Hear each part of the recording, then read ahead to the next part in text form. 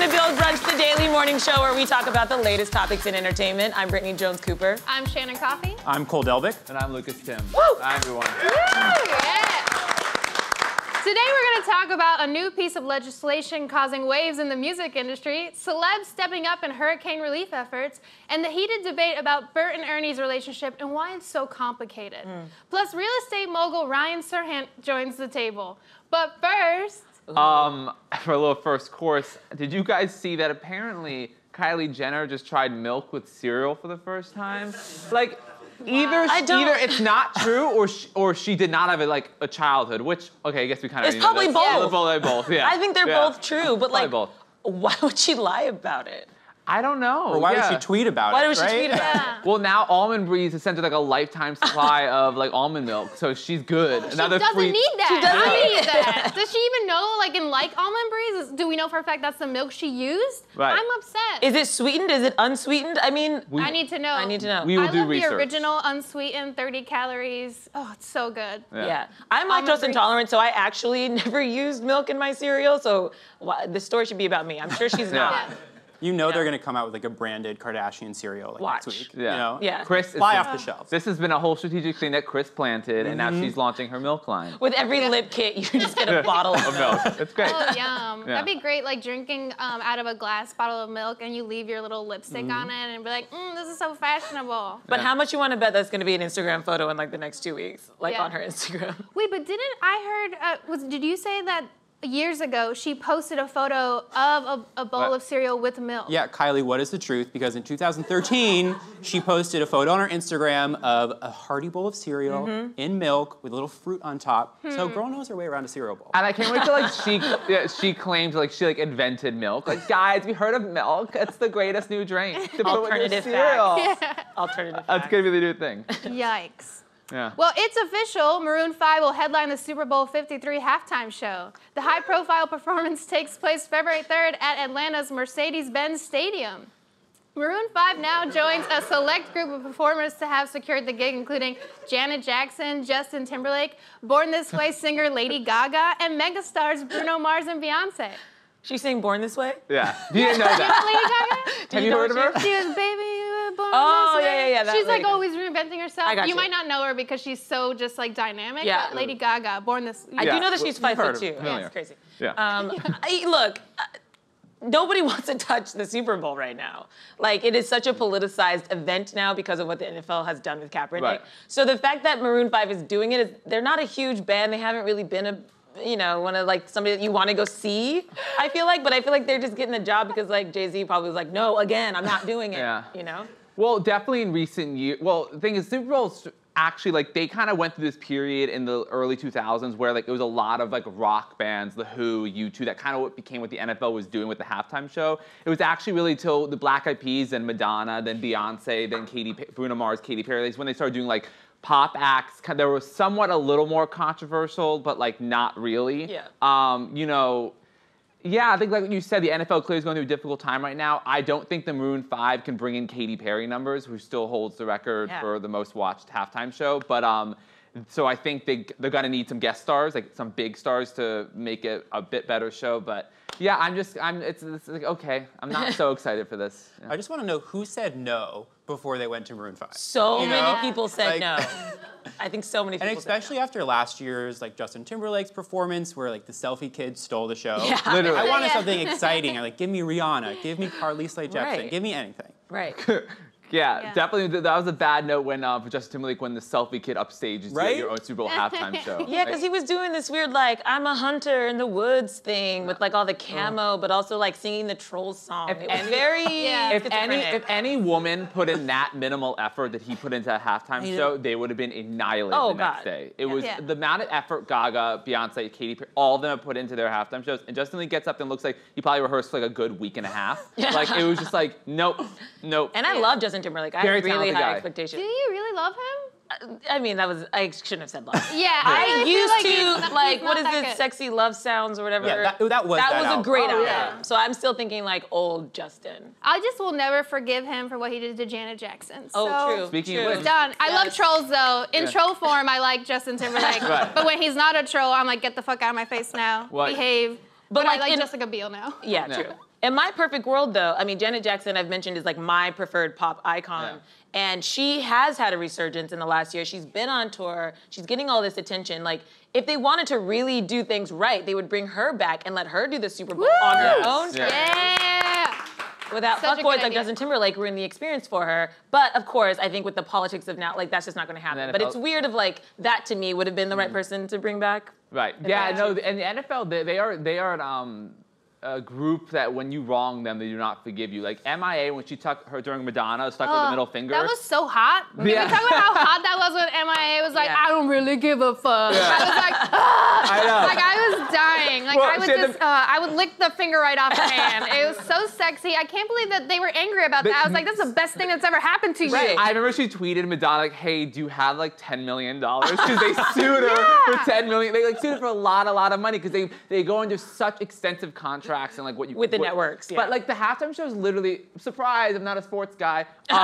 Is the only like I only watch Super Bowl for the first like half of the game halftime show. Then I'm done because I don't really care. So I really look forward to it. Like and I love every year going back and like watching Michaels and Prince. Oh my God, Prince was the most. It's best. like he controlled the weather patterns and was like, and now rain. Yeah. Just like you cannot Only create a Prince. more perfect moment than Right. Or Diana Ross when she came through the helicopter. Yes. Like, First woman ever to Yes. solo headline. He's our iconic. I know. And then now Maroon 5. Like, Yeah. Songs About Jane is a good album. So maybe if they played that all the way through, we could do it. But they need guest acts. It's We gonna need be like, Party. yeah. We need Travis Scott. We Like need you. SZA. Something to like make it a little bit more But that's what they enticing. used to, like in the early 2000s, that's what they did. So they're kind of returning back to that because like you said, and you said that like maybe those big iconic acts are just like, no, I don't want to do this right I really think nobody wants to touch it right now. Yeah. I mean, and like, and Ape Shit, that song, Jay-Z talks about, like, I don't want the Super Bowl, they wanted me. And I think it's sort of a turning point for artists. Like, this used to be the pinnacle of achievement here, but some people now are like, I don't want to do that, which I think is a kind of cool move for the Super Bowl. I agree. It's just so politicized right now. It's just,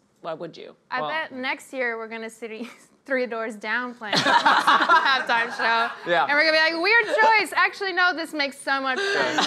Or Kid Rock. Yeah, Kid Rock. God. Just give it to Wait. Kid Rock Give it to every Kid year Rock. for the rest of our lives. All he sings is that Alabama song, and it's like, wait.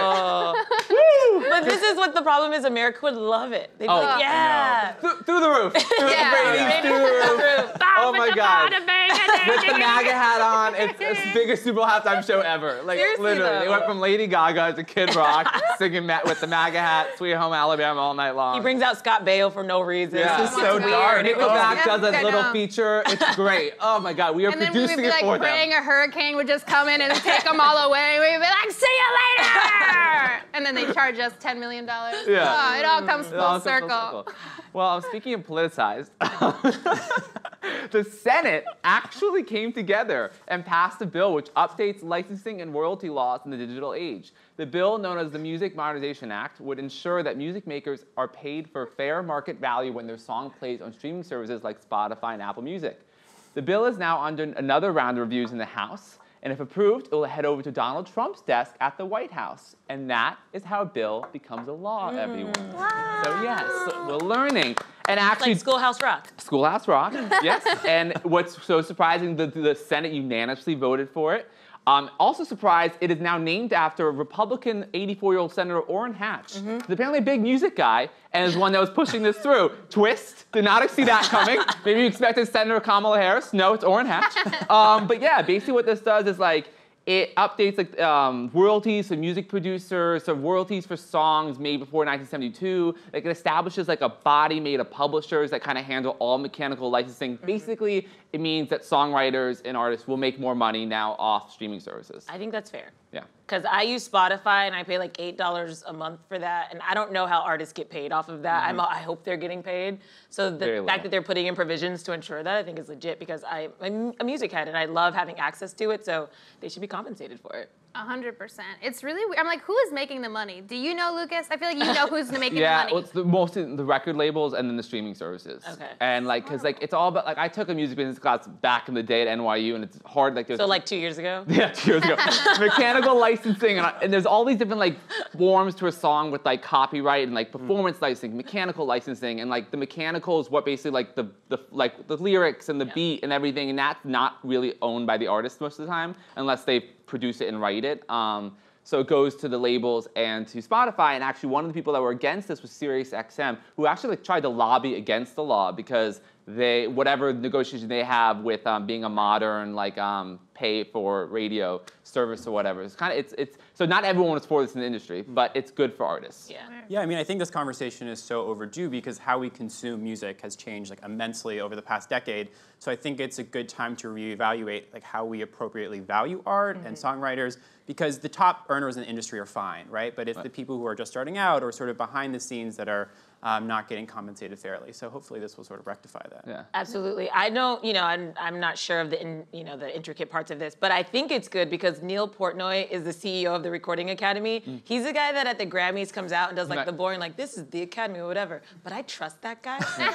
I trust him, like I see him every year at the Grammys and I just feel like he knows. That's so funny. Totally. I've never seen him. Really? Yeah, I think my brain just tunes out if it's not a pop star. Right. Oh. But every award show has like the president of the Yeah. Academy. Everyone's like, oh fuck. It's like, But he Like, tries they're to gonna make, try to be funny. he tries to be funny and I think it's kind of cute and he's got like a beard. No, but I don't know if it's like they have to come out or like they want to. It's like, Yeah. it's like, oh, it's my turn to come out. Like, okay, give them like 2 minutes or whatever. Yeah. Yeah, no, this is cool. I mean, it's cool also for like those older artists who made songs for in 1972, but it reminds me of when Taylor Swift went after Spotify. And a lot of that was, and actually, we don't all agree with Taylor Swift all the time, but a lot of it was because she felt like, her art has value and they were a service that's basically for free, not paying her anything, even though she didn't need the money. It was more like, I'm taking a stand here and pulling my music, which I actually I got what she was doing. Absolutely. Yeah. She didn't need the money, but it was her money to have. So it's like Right. if she's creating the music, she should be paid Yeah. for it. Absolutely. I thought that was a cool move. I do think it's really funny that then she just released all her music on Spotify anyway, the same night that Katy Perry was releasing her I know, it's so petty. horrible album. Yeah. I was like, that is so rude. Yeah, like it's amazing how petty Taylor Swift can be. Yeah, she's never gonna stop being Taylor Swift now. Ever. Yeah, but this is also points to why Tidal exists. Tidal, woohoo! Who has it? No one. What's Tidal? Tidal? Yeah, what is it's Jay-Z, Beyonce, heard of them? heard of them? Well, why that they did that whole, remember that launch when like Rihanna, Nicki, Madonna, all these people stood on that stage? It was because like the artists are owning the service, they're gonna get more money, it's for the artists. They thought maybe more people would subscribe to it, yeah, that was the purpose of Tidal, so. Yeah. Cool. But is Tidal working? I don't think are those artists getting money? I'm so confused. I don't know, I think like. No, under because the they model, release things right? on Tidal and then a week later it comes out on Spotify. Right. So I just wait a week to listen. They almost got me Yeah. with the new album, Beyonce and Jay-Z, but I'm gonna wait. Oh, it's on Apple Music. Thank you. Yeah. Well, you just have to Yeah. create a new email every time, Yeah, right? exactly. So you're like, I'm this person, I'm this person, just to get that new Oh, album. You're a little Yeah. scammer. I like Using that. my Hotmail from 1999. Right? Like a throwback email. Supercooper25@hotmail.com. Ooh, I can't wait for the email. You gotta get a lot of emails now. A lot of old people are gonna be like, I really appreciate you on this show. Those are my people. So. The Hotmail people too. Well, moving on, celebrities are putting their influence to good use and rallying behind the victims of Hurricane Florence in the Carolinas. UNC alum and basketball legend Michael Jordan donated $2 million to relief efforts. Other stars like Real Housewives of New York, Bethany Frankel, are using the hashtag #BeStrong movement to encourage donations for those affected, including daytime talk show host Kelly Ripa, who donated to the fund. Good job, guys. Yeah. This is good. I just love how Bethany has become a crusader for hurricanes. I mean, it's such a weird turn for her reality star career, but it's a good one. I mean, it's better than a lot of other reality stars' weird turns. Yeah, I was so impressed with her for everything she did for Puerto Rico. I did not expect her to step up like she did, and I feel like she was probably one of the most active, influential people in helping Hands Puerto down. Ricans out. She did more than the federal government did. 100%. So honestly, for someone who could just waste her time on a beach getting drunk, Yeah, so proud of you. I agree. Yeah. I mean, she was on ground before Trump or the administration came, Yeah. and I think it suits her personality so well because Bethany gets things done. You know, no holds barred. She'll go in there. If there's one person I want leading this effort, I think Bethany should do it. Yeah. Yeah. Absolutely. And she has this tough kind of persona, right? But you can see how much heart she has. Yeah. And when they show the footage of her down there and she's meeting with, I think it just takes a person with a really big heart to extend their money, time, and effort the way she has. And so I like to see that other celebrities are supporting her and that she's not just trying to do it alone. Yeah, no, I love Bethany, and like you said, I think it does kind of fit where she, as a hustler, and has made a $100 million empire that consists of alcohol and jeans. Like literally, she does everything. Yeah. And muffins. But I think this really does fit her desire to help people that are less fortunate and to fix things. She's a big fixer. And it is great. She's Christina Aguilera, Lisa Rinna, Erica Jane, like Kelly Ripa, Leah Michelle. All these women have now donated to her fund and helped her. So I think it's a really great, which she's doing, like a women empowering women thing. But yeah, it's cool. Michael Jordan, it's a great thing when you see people who are from their hometowns not forget about their homes. He's donating $2 million. The Hornets and the NBA are like starting a fund. So like they are, sadly 36 people have died. There's like over 300,000 people without power. Like this is a catastrophe. So it's good that people with money are coming and helping. And I think it's so important to set that tone because hurricane season still has a ways to go, so we don't know what's coming down the line. And it's nice to just set this precedent now that we're all going to react appropriately, donating where we can, even if you can give 5, 10, whatever you can. But I think, again, in these times, it's just nice to feel that community and people rally around their community in times like this, for sure. It's a sad new reality that we're facing due to, climate change or whatever. It's not a hoax, but you know what I mean? Like, it's kind of a thing we're kind of start facing more and more, which is so sad. And, at least like you said, it's good that we're kind of showing we can rally together. Because it's like our president said, this last hurricane was like the wettest as far as water goes. It was really wet. He was just saying that his people have told him that it's so and wet. that's official language from the federal government. As far as water goes, these hurricanes are just getting wet. So much water. We don't even know what kind of water it is. It's just tragic. I was really also heartened to see that some of the cast members from One Tree Hill, which was filmed in Wilmington, have gathered together and organized and raised funds. It's so wet. I love that you brought up One Tree Hill. That's great. I love you. There's only one. There's only one. It's true. Oh my, that is so funny. That was great. Well, we're all asking this question. Are they or aren't they? The relationship status of famous puppet duo Bert and Ernie is once again under question. Less than a day after announcing that Bert and Ernie are more than just friends, former Sesame Street writer Mark Saltzman has walked back his comments stating he never intended for the puppets to be seen as definitively gay. Meanwhile, Sesame Street execs have issued their own statement declaring that Bert and Ernie are best friends. This is where there's smoke, there's fire, okay? Yeah. When they share a bathtub, okay. There's a lot of bubbles, okay? And we know if you've had a bubble bath, bubbles, you can put as much soap as you want, but bubbles need friction. Yeah. That's how bubbles happen. Yep. So I have more questions. Yeah. We need a camera underneath the suds is what I'm talking about. Bert and Ernie after hours. Bubbles need friction. It's true. Well, I mean, HBO does own Sesame Street now. They could do like after Game of Thrones, Bert and Ernie you go under the tub. I mean, under the water. Sex with real Ernie. Honestly, HBO talked to us. We got ideas for you. I mean, it's such an interesting debate that's apparently been happening for like 25 plus years now. And what happened because the writer, which you mentioned, said like it was inspired by his own relationship with his partner at the time, or whatever. Then he kind of walked it back. And then Sesame Street said this thing was like, they're best friends. Puppets don't have sexual orientations. What? What about Miss Piggy and Kermit? Right. Yeah. They're married. So what do you mean by that? Right. And also, in this world, puppets are like people. So what? Puppets are just don't like love or do anything? I'm like, I was such a weird response back to. I think they kind of didn't know. That writer, what he said makes sense. And I do feel like maybe people did jump to conclusions. Right. What he said is that he's a gay man, he was living with his partner. So as he was writing it, he was writing a story of love. And that was the only way he could contextualize it, was using his own experiences. Yeah. So that's what he said. And so he's like, yeah, I wrote them as gay because that's what I knew. That doesn't mean that they are gay. But I feel like, does it really matter? Like, love is love. Like, they're in a committed relationship, clearly. That's all that is important. They don't need to tell us who they are and who they love and what they're doing with their little puppet genitals. They don't owe us that. Which is why, if we want to say, I wrote some fanfic, they're doing some stuff in the tub, let me do that. Okay, this is America. I have rights. Sometimes. I mean, it's so... Just not reproductive. No. I'm making a baby right now. It's so critical for children's programming to be like socially conscious, and Sesame Street is already doing this. Like every week, there's a message to take home. So it's not even that big of a stretch to sort of broach the topic of sexuality, and especially when you think of like LGBTQ youth sitting at home watching this show. it does mean something, especially with like higher rates of bullying and suicidal behavior. Like this stuff matters. So it was, I think, kind of BS excuse for my input. And I think Sesame Street has featured same-sex parents, and like they are really good, like you said, at really representing their audience. And so it was weird that they wouldn't just sort of let this remain like whatever people wanted it to be. The fact that they were like, of course they're not. Like they should have just left and been like, yeah, whatever you want, who cares? And also like I mean, I do not forget when same-sex marriage was legalized and New Yorker did that cover. Like, that's such an iconic cover, and clearly the New Yorker chose to feature them. Yeah. And it's like, it's cute. It's so cute. I like it. I like Couple imagining goals. that they were watching as the Supreme Court, you know, essentially legalized same-sex marriage.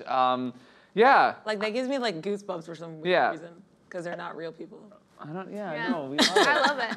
It obviously means something to a lot of us. So I'm just like, you know what? If you're the creator of any fictional character, don't stomp on our dreams. Like we can interpret it the way we want. Right. Or I think it's also cool when you find out characters like after the stories are gay. Right. For instance, I'm thinking, of course, when J.K. Rowling revealed that Albus Percival Wulfric Brian Dumbledore Ooh, full name. was Is that gay. his full name? That is his full name. Thank you Government very name. much.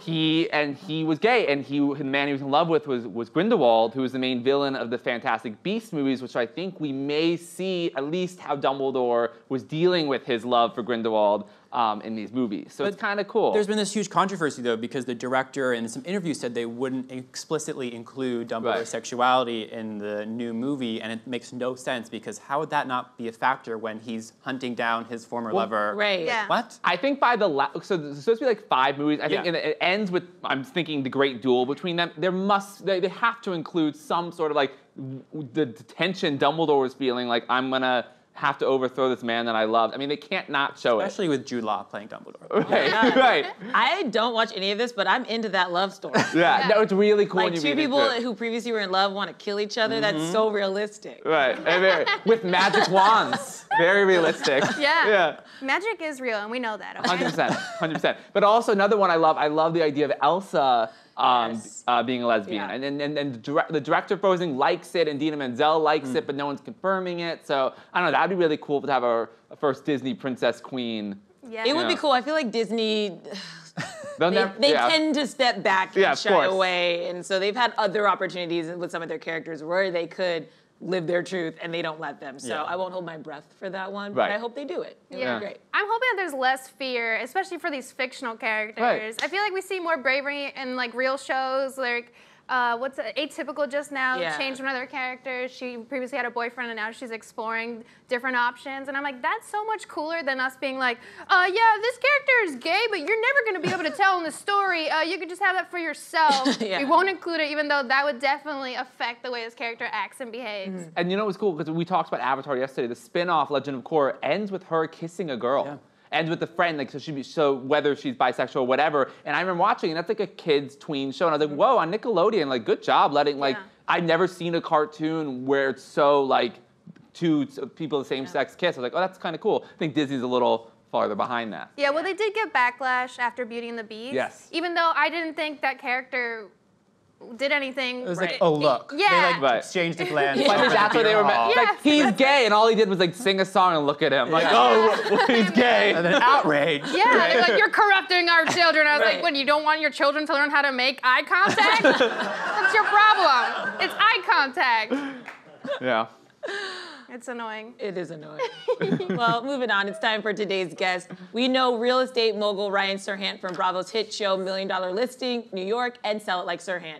Now he's sharing his secrets for success in the new book, Sell It Like Serhant, How to Sell More, Earn More, and Become the Ultimate Sales Machine. Please give a warm Build Brunch welcome to Ryan Serhant.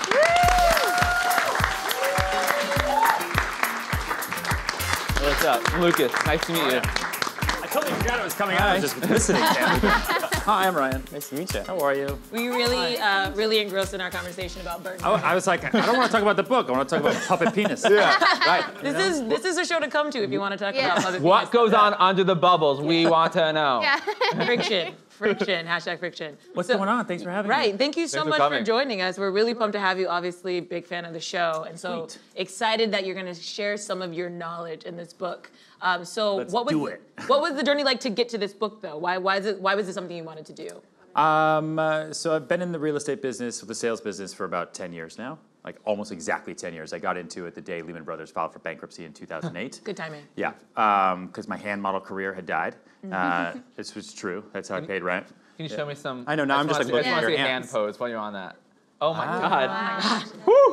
It's like Zoolander. I played Glass piano when I was a around little it. kid, yeah, so I have like these long fingers, and I would hold cell phones for AT&T. Oh, really? Yeah, and it would pay $150 an hour, and that's how I would pay my rent. That's dope. That's not bad. Because I was on a soap opera before that, As the World Turns, and they killed me off. Oh. So Rest in peace. yeah, and so that was a classic just career trajectory of Yeah. soap opera doctor, get killed off, hand model, right, pay rent, get into real estate. Yeah. That's basically what you do. And taught myself how to sell in the city, and I am not a born salesperson whatsoever. And then got onto $1 Million Listing, have done that for 7 years now, and then did It Like Serhant for Bravo this past year, teaching terrible salespeople how to sell whatever they sell so they don't lose their job. And then their house and lots of other things. And all of that stuff, I've been keeping notes for the last 10 years, different deals I've done, what I've learned from them, how to work with people, and just put it into a book because I had it all. And then I kind of, needed some help to make it readable. Yeah.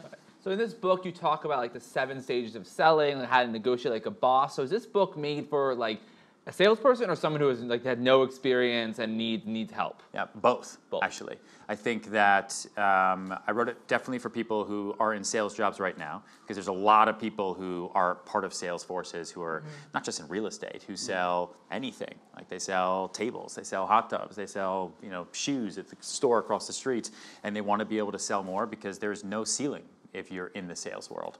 Right? That's the best part about it. That's why I love it so much, because no one will ever tell me that I've sold too much. Like that will never affect my income, right? And then I wrote it for everybody else who is in a regular job, who just wants to do better, wants to figure out how to kind of advance their career, who wants to figure out how to get their boss to give them a better raise.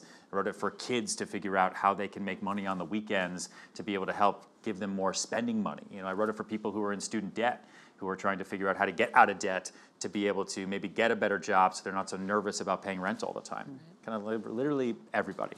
Yeah. Yeah. And you know about that nervousness of paying rent because you've been there. Right. I mean, I think yeah. it's so easy to look at your success, but your journey to this started off really rocky in real estate. Yeah, and it was important for me to point that out because I think a lot of people see me and they're like, that's the guy I kind of like but hate at the same time, and they kind of see that like cockiness on the show. Right. But it's kind of like you have to beat your chest a little bit because there are 80,000 real estate agents in this city, and they all want to kill you. Right. And so I think that just kind of comes out a little bit. But yeah, I mean, I talked about it in there, but my wall, right, that thing I run from every day, whether it's a good thing or a bad thing, is like having my debit card declined at Food Emporium on 59th Street, the Bridge Food Emporium, right up there, and not knowing what to do and freaking out and just sort of taking my card back and looking for another one, but then leaving and jumping on the subway and then sitting down next to someone I didn't know and then starting to cry, right? Yeah, I lived. I'm fine now. So, and that's a moment, like I will never go back to feeling like that ever again. Right. Speaking of crying, well, you said you were a sensitive kid, right? Yeah. And then seeing you on the show, you've been on for 7 seasons, like you said, you guys are sharks. You guys are tough guys. So how'd you go from being like a relatively emotional guy to like kind of being somewhat of an animal when it comes to real estate? Because I cry on the inside like a winner. Oh, yeah. Yeah, damn straight. It's New York City, man. Right. Yeah, my tears are in here. Right, of course. Right? I Bottle really it got up. that. I was That's- like, yeah, me too, man. Me too. Yeah, that's what you learn. That's what you learn. Yeah, that's what my mom told me to do, by the way.